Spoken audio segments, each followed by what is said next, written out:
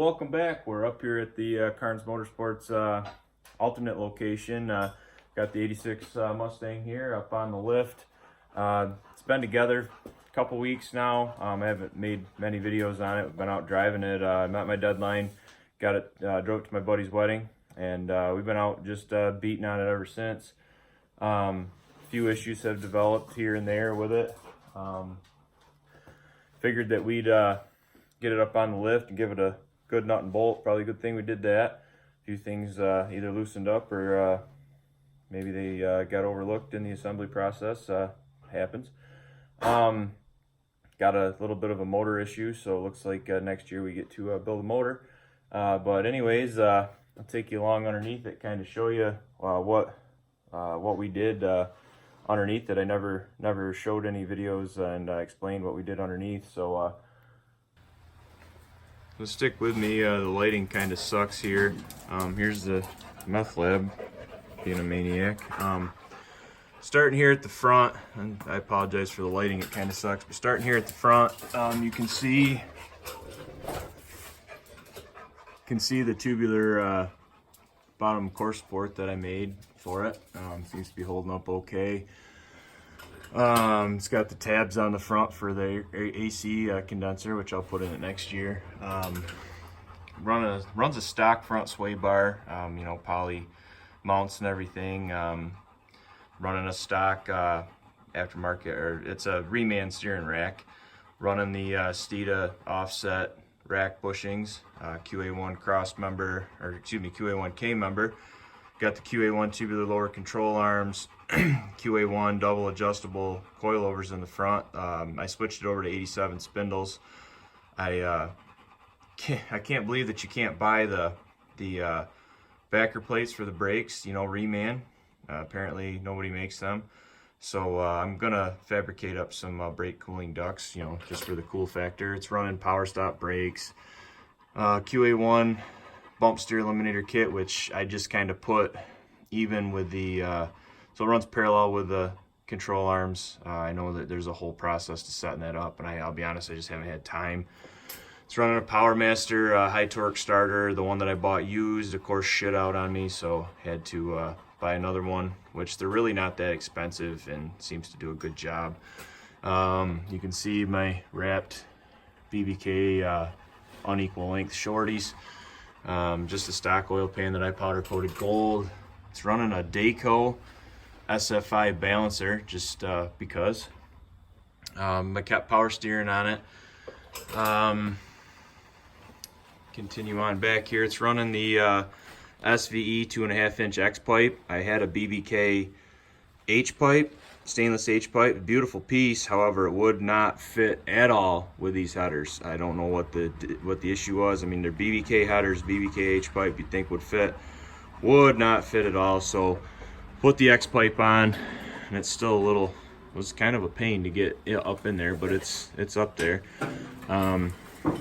Steeda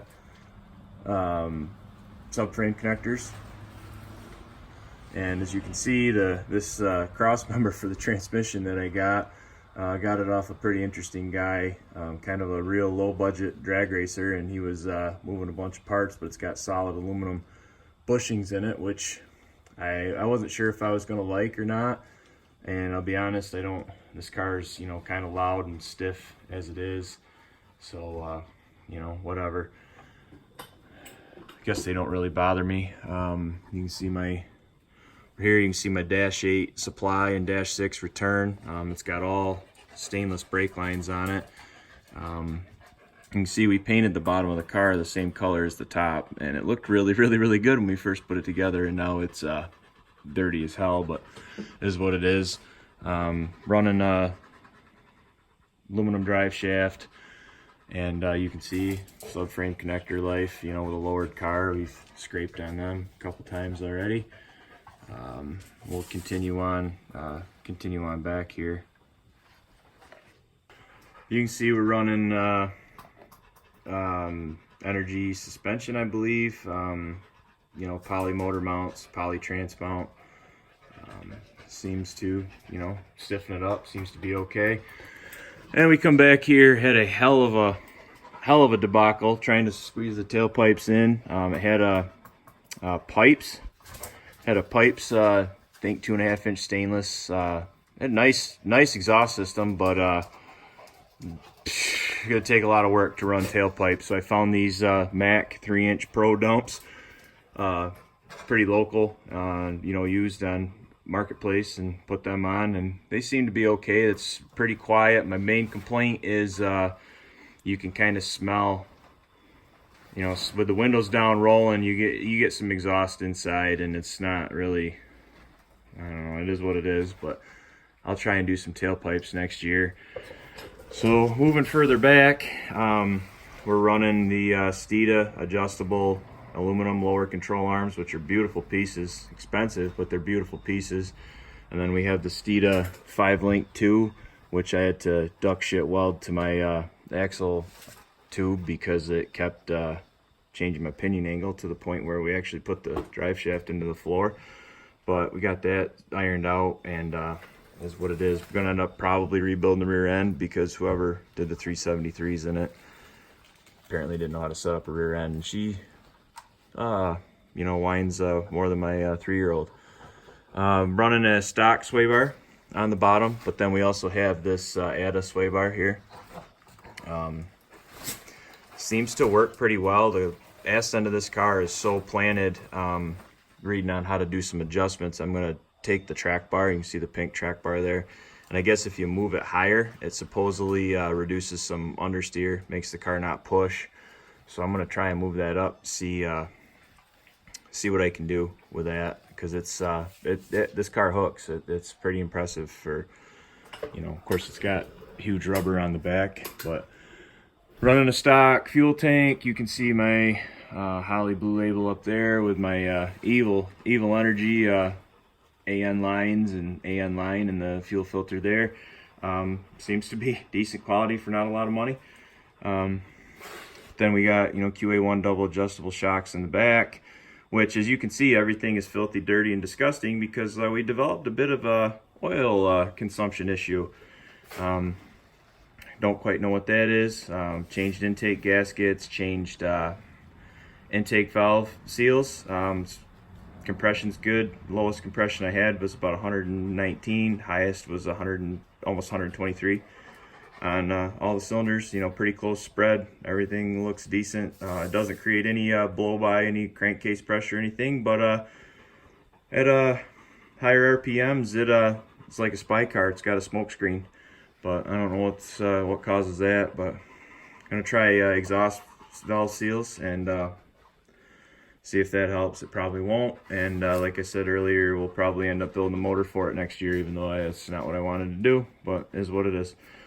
So this ADA sway bar here, it's an Adco, but it was sold by Steeda. This thing, kind of a pain. It seems to rub on just about everything, but it's kind of clearanced itself now, so it makes a little noise every now and then. I don't have the springs in the back because they want to fall out when you lift it up. There they are. They're 325-pound Steeda rear springs. But yeah, I just figured I had it up to do a nut and bolt, and I haven't made a video in a long time. So made a video and kind of explained the whole what we did to the underside of this thing. It's impressive how it runs. It hugs the road. It hugs the road a lot better than it did stock. So that was a plus. Oh, I also, you can't see them up in there, but there's the UPR torque box stiffener kit up in there. That was kind of a pain to put in, but it seems to, car seems really stiff and really responsive, and it needs a little bit more bite in the front end, but I'm sure that can be adjusted into it. And you know, adjustable suspension is awesome until you realize that there's so much crap to adjust on it, you know, and little changes here, and it's fun, and we'll continue making more videos. Gonna get them up to the drag strip hopefully before winter. Take my dad's Torino, my brother's Galaxy, and this guy up, and we'll go beat the crap out of them up there and see how it holds up. But anyways, thanks for watching, and I apologize for the lack of videos lately. Just been super busy, and we'll keep shooting some more as we go along here. But as always, thanks for watching. Give me a thumbs up, leave me a comment, hit that subscribe. Thanks for watching.